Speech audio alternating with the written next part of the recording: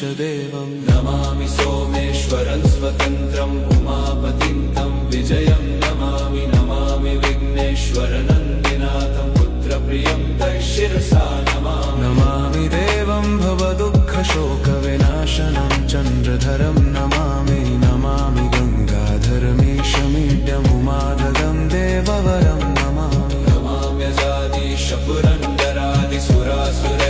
नमाम्यजादिशपुरन्दरादिसुरासुरैरचितपादपद्मं नमामि देवी मुखवादनान इक्षार्थमक्षित्रितयं यैष पञ्चामृतैर्गन्धसुधूपदीपैर्विचित्रपुष्पैर्विधैश्च मन्त्रैः अन्नप्रकारैः सकलोपचारैः